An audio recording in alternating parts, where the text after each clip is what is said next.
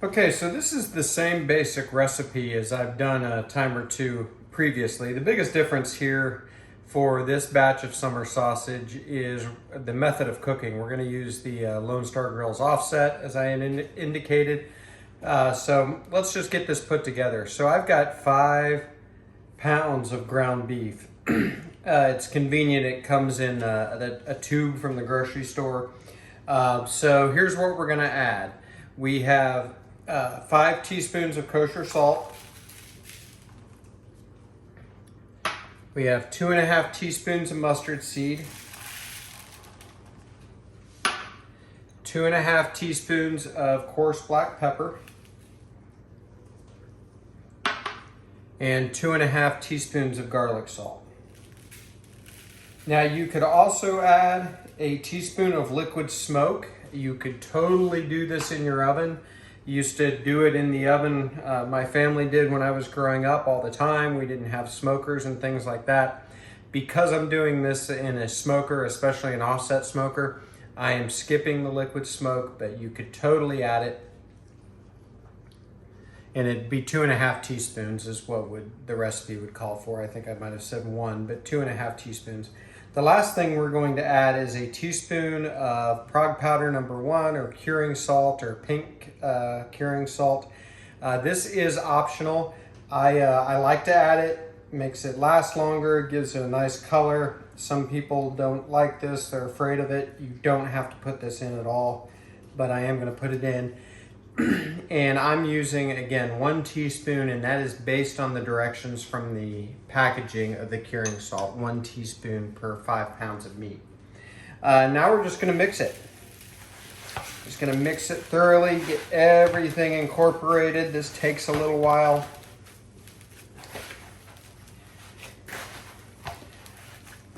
Just want to make sure everything gets evenly distributed. Get your spices off the bottom of the bowl and incorporate it into the meat. And what we're going to do is we're going to put this in the refrigerator. Again, same recipe we've used in the past. And every day for 4 days, we're going to come in and we're going to mix it again like this. Break it apart, put it back together. Again, distribute everything evenly.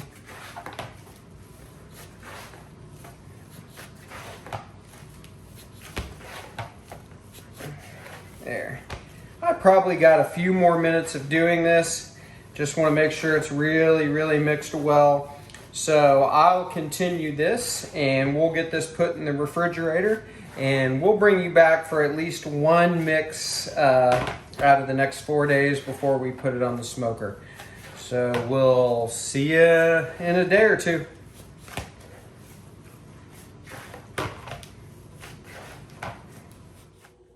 Okay, it's day 4. It is cooking day. I never ended up bringing you back, but I've gotten in here and I mixed this every day since we put it together. And today is the 4th day. So we're just going to mix it one last time. And one thing about this is it really smells good over the course of the 4 days as you get in here and mix it up. Kind of makes you can't wait to cook it. If you watched my other summer sausage video, again, this is pretty much the same. Same recipe. I go back and forth as to whether I add the curing salt or not, and this time we did. But other than that, the recipe is pretty much the same. I grew up with this. My grandfather used to make it. I had one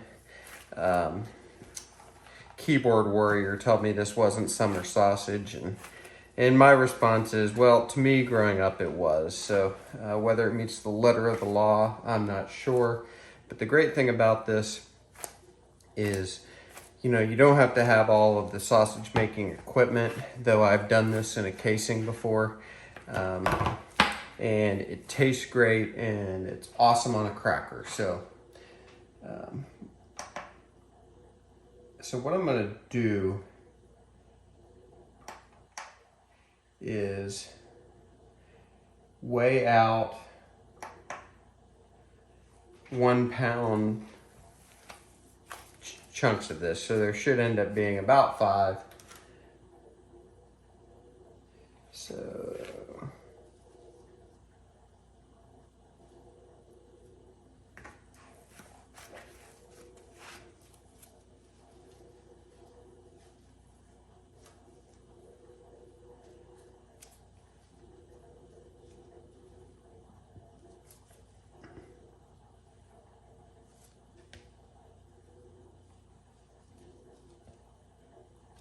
Okay, so there we go. There's 16 ounces.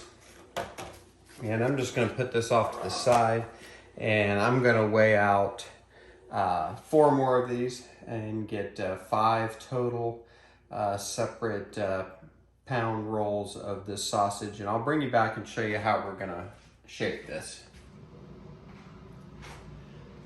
Okay, so I got a couple of these ready. I'll go ahead and show you what we're doing now on one of these. So we essentially just want to get it shaped like a roll of summer sausage. So all I'm doing is I'm starting out with my hands. Sorry if some of this is off the camera. It's kind of tough to keep it on camera. But I'm just slowly getting it into the shape I want. Doesn't have to be perfect, but you do kind of want them all the same so they cook at the same rate and they don't cook unevenly. So again, I've got some wax paper here. Put it on the wax paper and kind of roll it. That's what I do. And this is a good example. If you get some kind of pieces that aren't really coming together that well, just start over and mix it in your hand and then go back to forming the shape you want.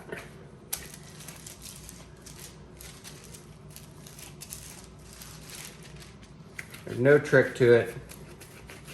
By the way, the original recipe calls for splitting this into thirds, so the rolls are actually quite a bit bigger. It also calls for doing it in the oven. You know, my grandfather, I think I said in a previous clip, it's been a few days, didn't have a smoker or whatever, you know, so wherever he got this recipe, it's just he and his family or whatever just did it in the oven.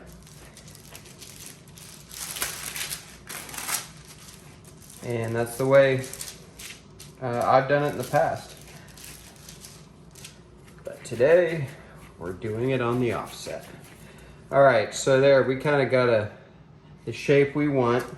Now I'm gonna take this piece of wax paper and I'm just gonna continue to shape it, even it out.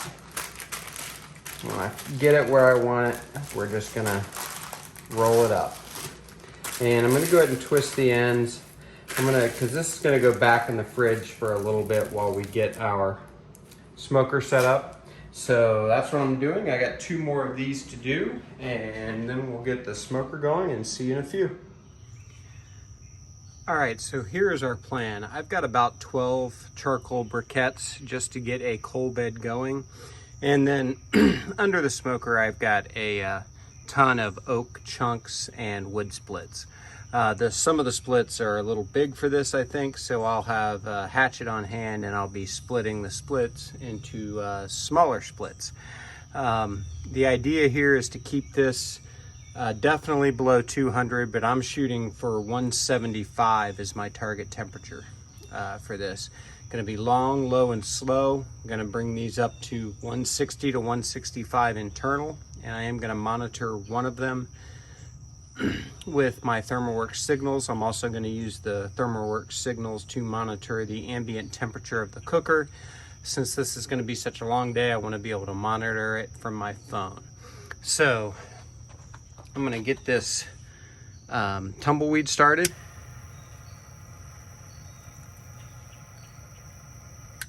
Here we go. Maybe take one of these coals and kind of move it over there. Okay, so that should start our coal bed going. I'm gonna have splits ready to put on there and start our good oak smoke rolling. So in the meantime, I'm gonna get the ThermoWorks set up. I'm gonna get the smoker ready to go, and we'll bring you back. All right, so we have our smoker lit, our small bed of coals, and 1 small split going. I'm gonna go ahead and get these on. So I have never tried to hold Brutus here at that low of a temperature. So I'm a little unsure what I'm getting into, but we definitely wanna keep this between 150 and 200 as a large range. and as close to 175 as possible. So here's the game plan. I'm gonna have small splits ready. I'm gonna use the ThermalWorks signals with an alarm to help me out. And I'm not gonna sweat the small stuff. If this goes to 215 at some point because I got the fire a little too big, so be it. If it goes under 175, gets down to 150 or even 140, so be it. If all hell breaks loose and I'm losing control of the whole operation, I will go inside, I will turn the oven on 170, and I will put these straight in there, and ultimately we will still have summer sausage. That will be a last resort. I don't expect that to happen. As long as we're not spiking too high that I'm cooking these like a meatloaf, then I'm not gonna worry about it too much. But there we go. And last thing to do here is I've got my meat probe. I think I'm gonna put it in this one here. It's sort of thick. And I'm just going for the center there. So there we go. We're gonna let this smoke roll and get this summer sausage going. So I'll monitor the temperature. This is gonna be 6 to 10 hours. Looking for an internal temperature on these of 160 to 165. And I really want it to sit in there and take a long time to get there.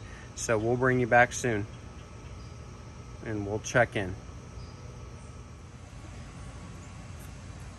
All right, so we are about 2.5 hours in. I have not opened this lid. The temperature has been going well, anywhere from 155 to 180, give or take a few degrees here and there, a time or two. I'm having to monitor the fire though, for sure. It wants to go out and go pretty low, and then it's hard to get started again. I'm managing, it's not a big deal, but that's sort of where I'm struggling, if I am struggling. But let's see what these look like and see where we are.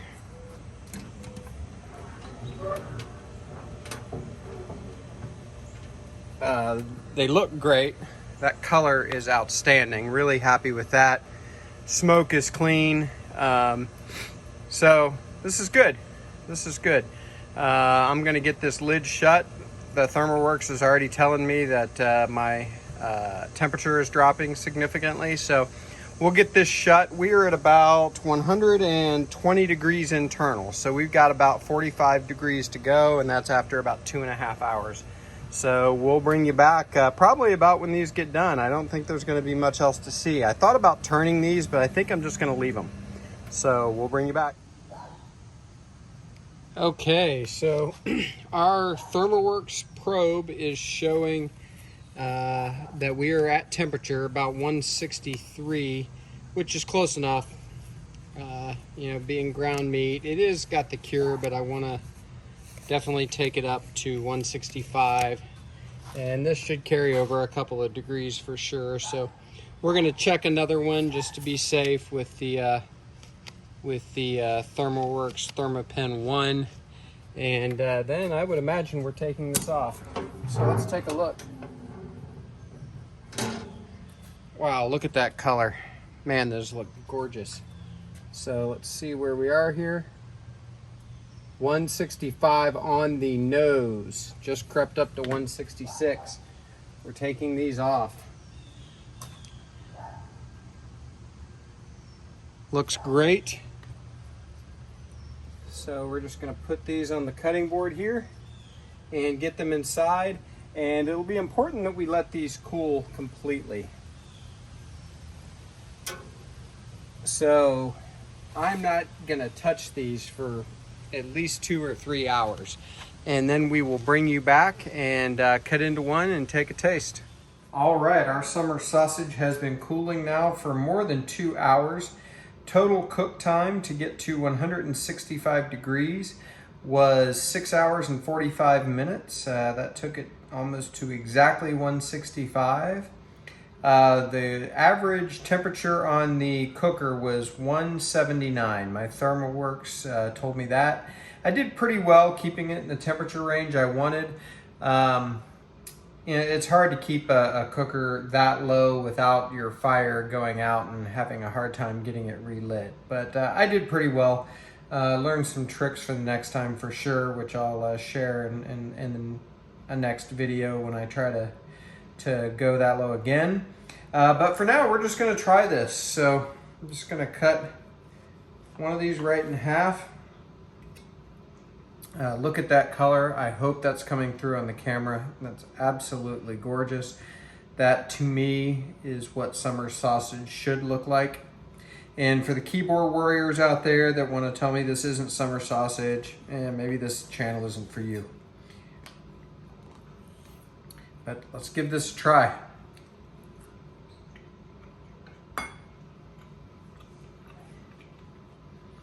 I'll tell you what, that might be the best batch I've done.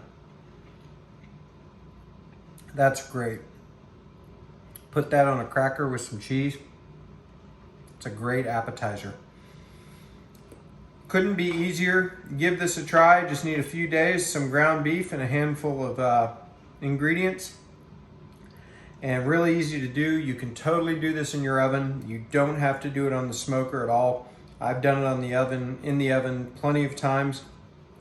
So give this a shot. In the meantime, do me a favor, like this video and subscribe to the channel. I'd certainly be grateful for that. And we'll see you next time at Buckeye Barbecue.